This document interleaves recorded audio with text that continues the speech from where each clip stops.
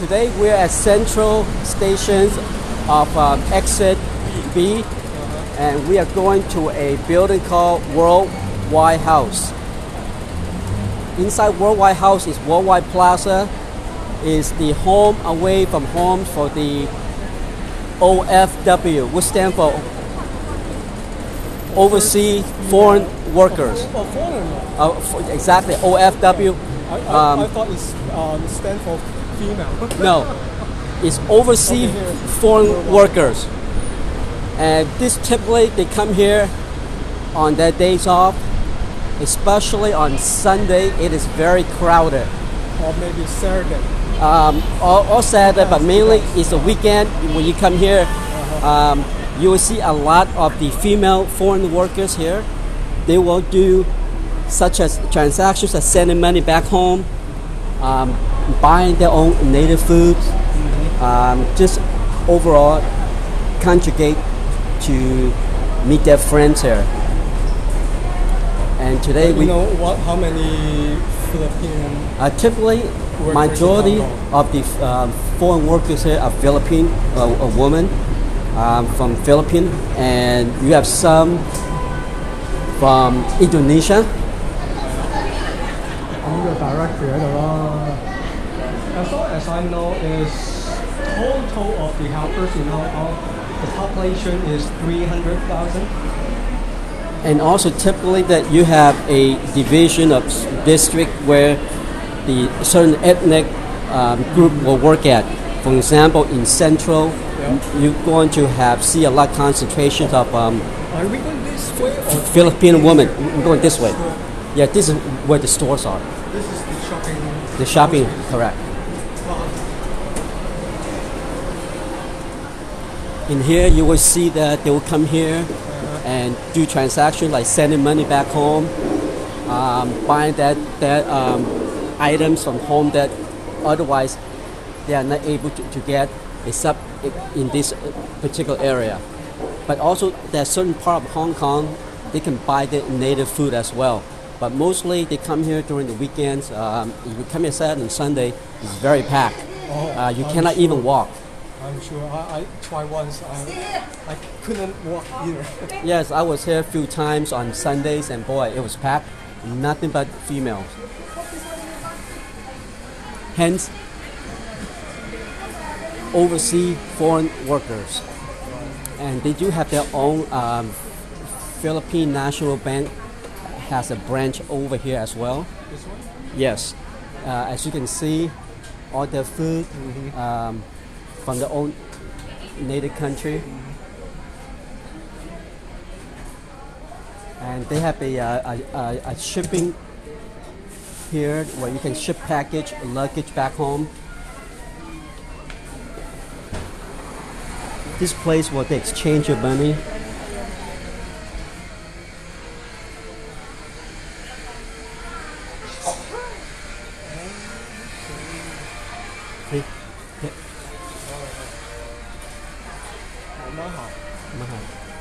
I need to look for a place called LBC.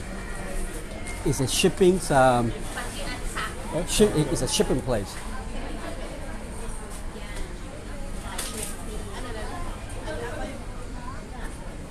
Number 33. Morning.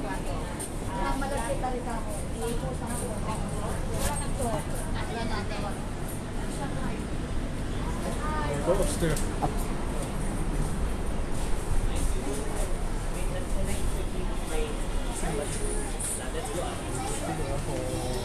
Around.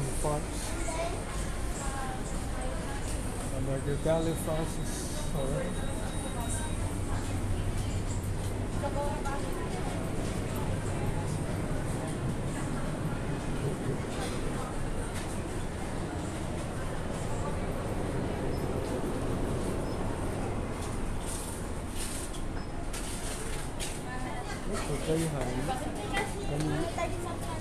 Show the people the thing.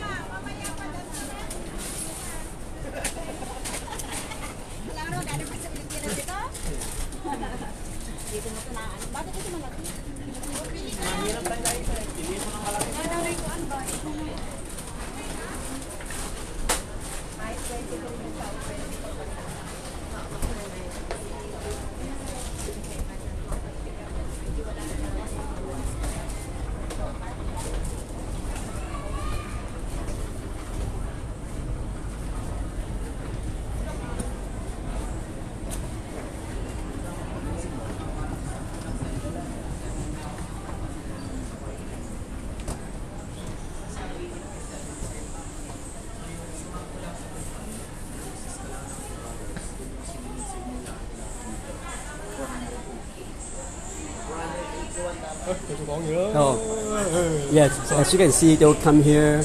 They will go ahead and buy either new or pre-owned mobile phone because it's cheaper. Plus, they can get a discount here. As you can see, you have a Western Union.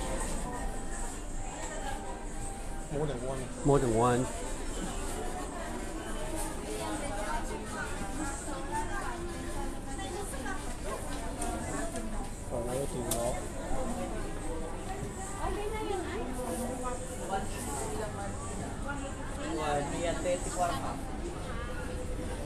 Ý đồ. 有啲嘢搭個輕公橋喺度再上翻去多一層，咁我真係未去過呢層。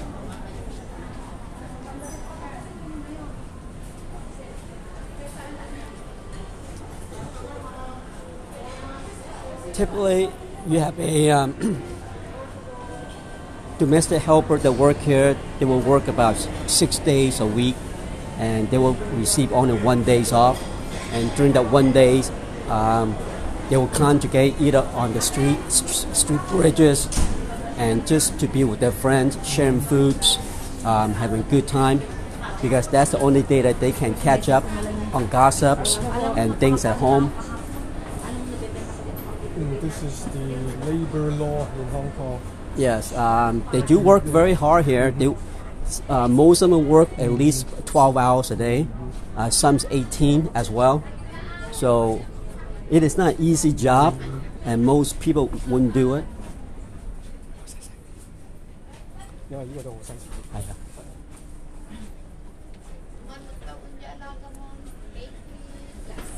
And the salary here will be average about just a little bit over 4,000 Hong Kong dollar. Not much, but in terms of if you convert that back to peso, that is a lot of money back home. That is why that they are here, to take care of their families back in the Philippines. 4,115 wage. That equates to about almost 20 plus thousand peso. Right now the exchange rate is about $52. If it is the US, for $1 equal to $52 peso. For if you were to send Hong Kong dollar is 7.82 exchange rate to the peso, they will come to about over 20 some thousand peso back home.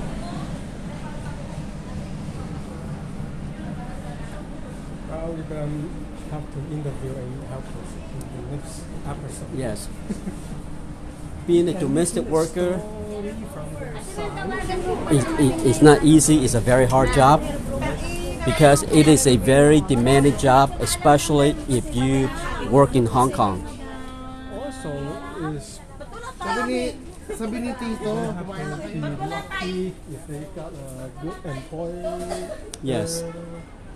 They will be very blessed if they have a very good employer.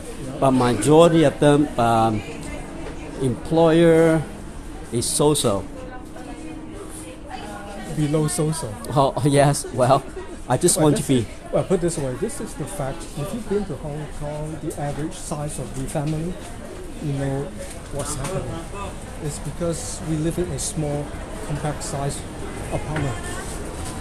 This is Hong Kong. Reality is you live in a 1,000 square feet. This is considered a middle class.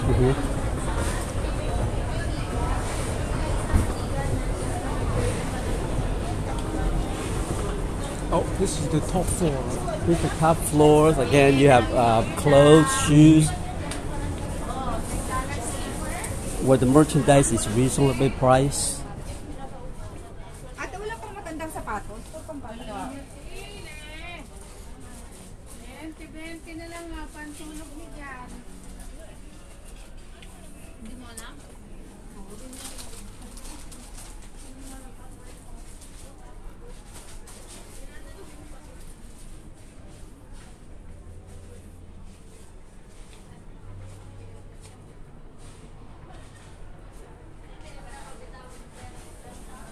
From the experience that I have spoke with several domestic workers, their job is not easy.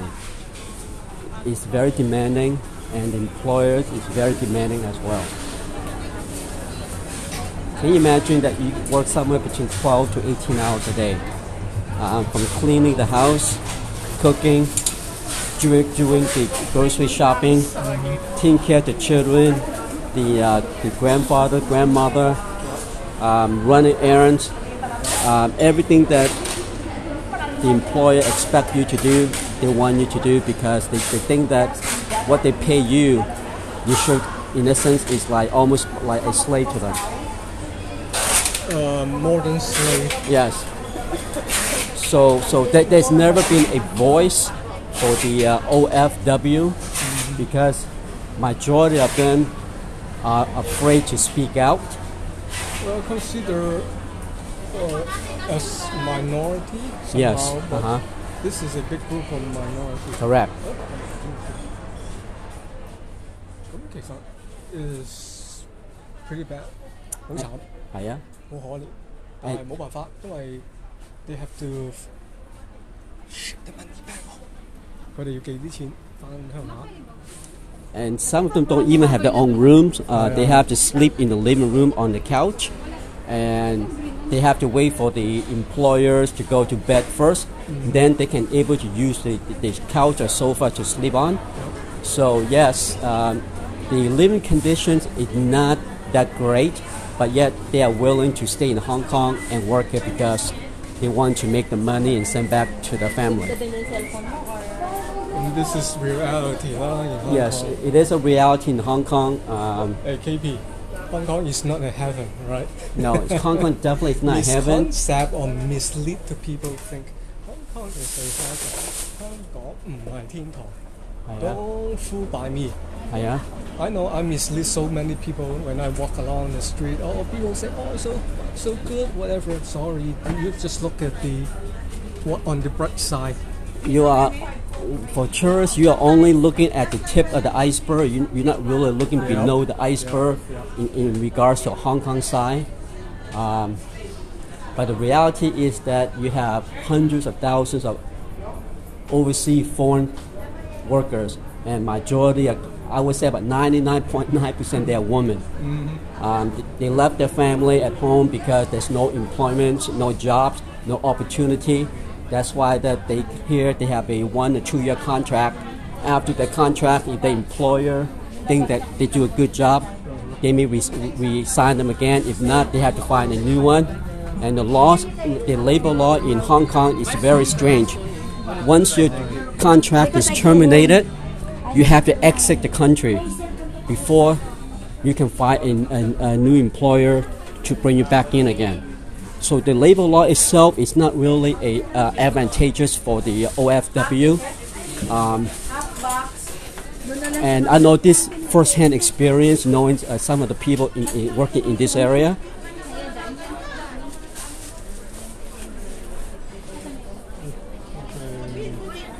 Definitely, the law is work against the OFW. And the Hong Kong government sees it, but they don't really do anything about it because this is Hong Kong.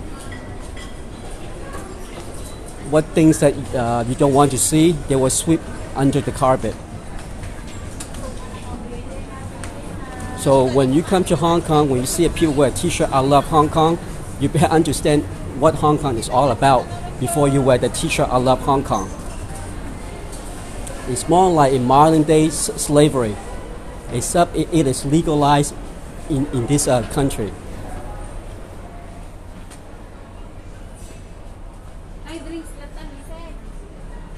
Oh, before we finish this video, or going back to downstairs,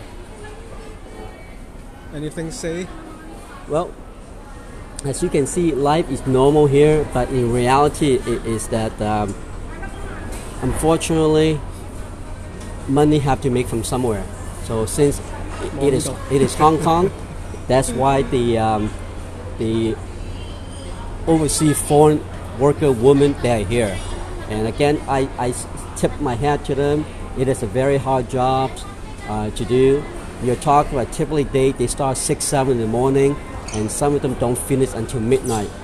So can you imagine wherever you live, you're only making Hong Kong dollars is $4,150 a month average, and what you need to stay here to survive, and what you need to send back home.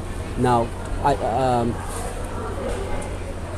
the salary is also combined the living expense. For example, the OFW, they will go ahead, the employer will kind of like subsidize their food allowance. They factor in the salary. It's like, okay, you're living with them, they're going to feed you, except the day you are off, they will not feed you. You are on your own. And they factor in that you are taking a shower, using all the utility and so forth. And some of them, the employer will not give them a password for the Wi-Fi. They have to use their own data for the internet. To me, that is asinine. The Wi-Fi is already in the house already. Why wouldn't you go ahead and give them the password and use it, right? But most employers will not give the Wi-Fi password out. So the another expense that for the OFW, they have to buy a SIM card every so often, so they can communicate either through mostly messenger. It is one form of communication that they use to messenger to find out what's going on at home. Most of them have children back home. They communicate group chat with family members.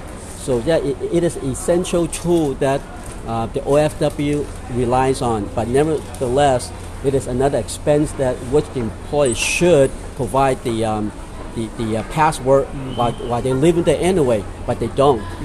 So the reality is that again, when we talk with the OFW women here, they're happy to be here, but at the same time, every one of them they're glad to go back home, because most of them said I already have my suitcase packed because I am ready to go home. That is a phrase that they use here.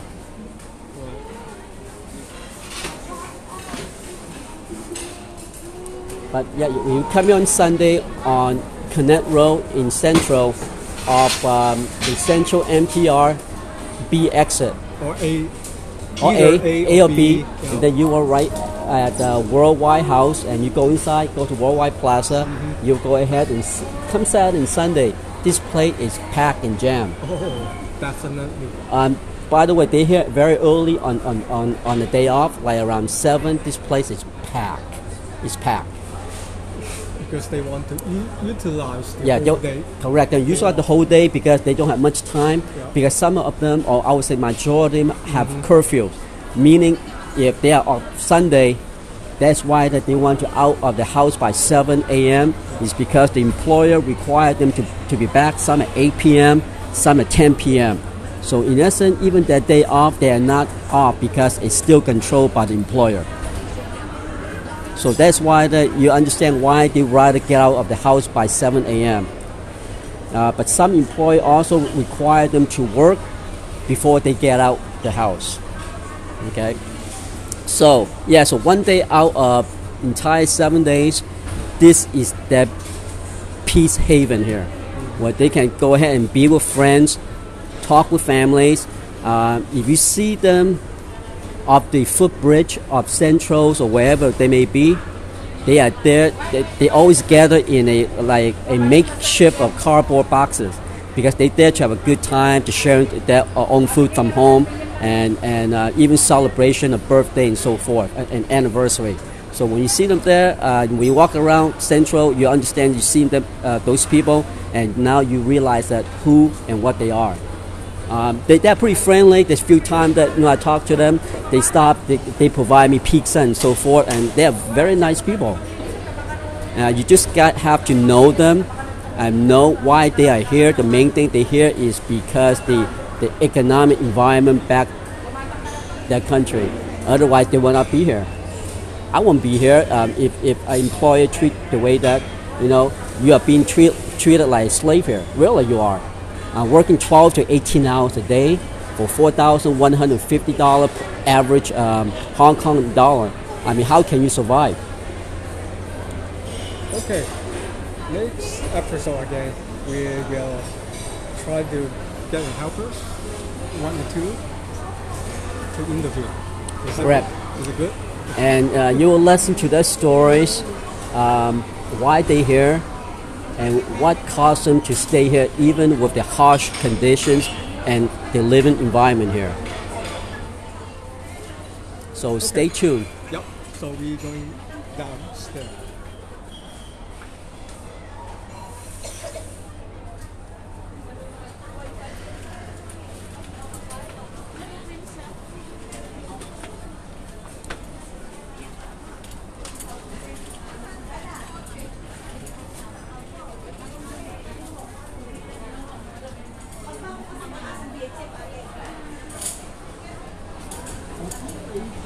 Come here on Sunday. When? If you Yes. just do a snapshot for me, Okay. maybe a picture, or if you can just video, of course, would be very nice. Put in this into my video here. This way.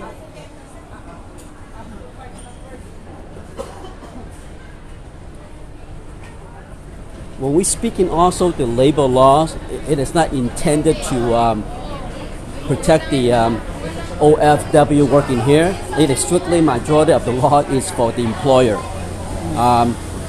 The OFW, they don't really have say in terms of that. Even their personal life is being affected by the employer. You are not allowed to have any relationship here or to meet anyone, especially a Chinese nationality. If you have any relationship here or meet anyone here, you are terminated no matter what. Even if it is your day off, the employer still have the right to terminate you without giving you any time of extensions or notice. So this is one thing that most of us don't use or not used to.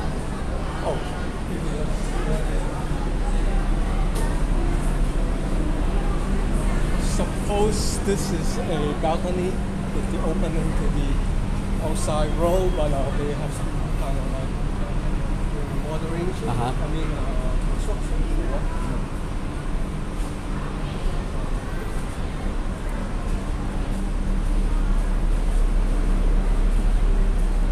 What was the exchange rate here? It's a little low, 7.6. Bad. Upstairs, I guess 7.75. So far, the highest.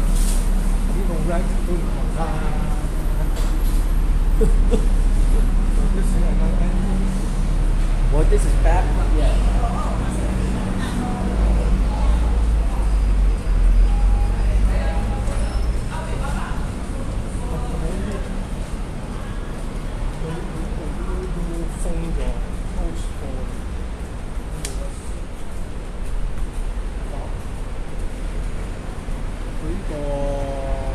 construction 唔知想整啲乜。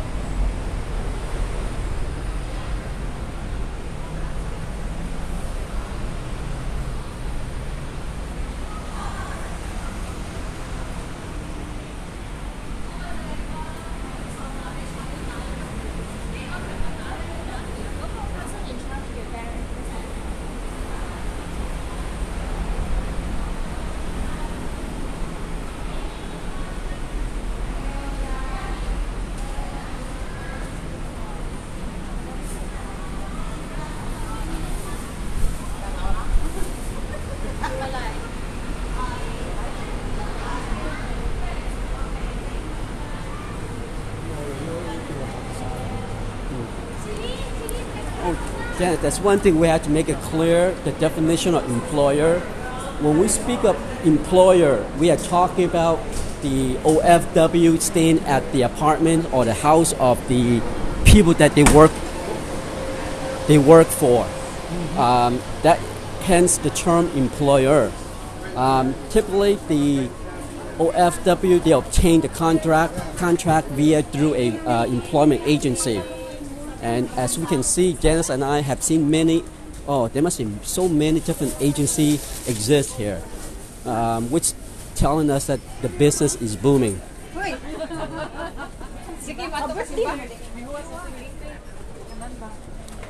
And the way the contract established is that, for example, let's say I want to go to Hong Kong and work there. I will go to a employment agency, and I will perhaps have to give them somewhere between even 40 to 50,000 peso just to start to get a contract. Can you imagine you upfront working for a employer, you have to give the agency $50,000 peso upfront already, while you are not even making your first paycheck yet. So those OFW, in essence, they are approximately 3 to 4 months behind already. So that is one of the travesty. I see that some of those agencies is really taking advantage of the OFW as well. It is a big business here for the agency. It's raining. Okay, we just stand on the handrail.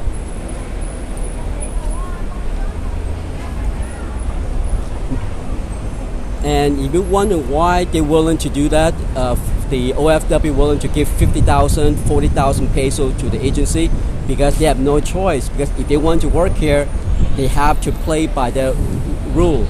And in essence, the one that really makes money are the agency themselves, because they don't really care whether you work or not, because they'll always find another one to replace you. You are just a numbers for the agency, and that's it. So, is it all today? Well, yeah, there's more to speak of, but this is basically the tip of the iceberg when we're talking about overseas foreign workers.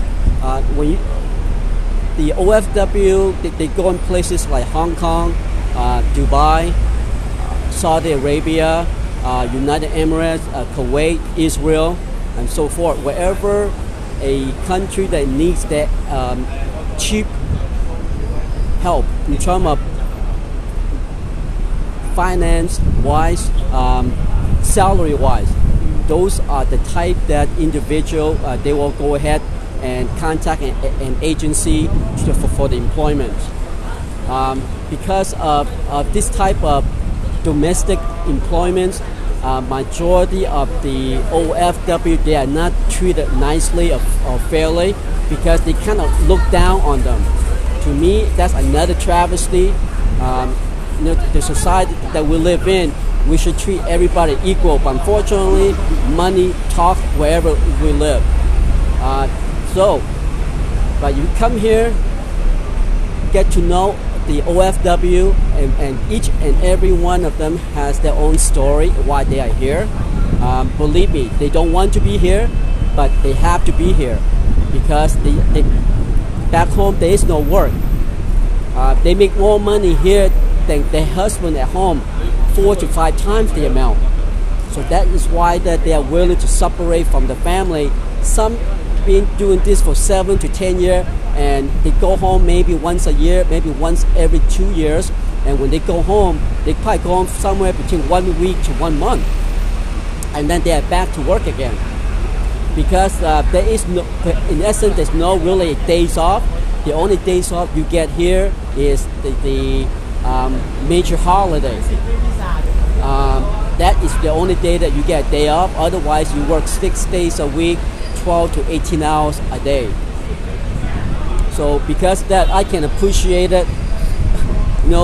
Back in the United States, we work 8 hours a day minimum, right? If you work more than 8 hours, it's considered overtime. You get paid time and a half, double time, and so forth. But here, you work, it doesn't matter. This is your salary, and you can work 12 hours, you can work 18 hours, and this is it. If you don't, the employer go ahead and terminate you. They will find another one. To them, you are just a number to them. So by knowing the OFW a little bit more here, you can really appreciate them, who they are, and again, why they are willing to do such a hard job. My gosh, can you believe some of them even have to wash clothes by hand? When I say wash clothes by hand, is that you have to wash the husband, the wife, perhaps they have one child or 2 children. Maybe some of them even have elderly live with them as well. So there's a lot of clothes, and some of them say that we rather wash the clothes early in the morning, 6 or 7. The reason is that the sun is out, so they can dry the clothes. Okay, that's why that we start our day early by washing clothes, so it can be hang out and dry. So again, we really have to tip our hats to the OFW women that work in Hong Kong.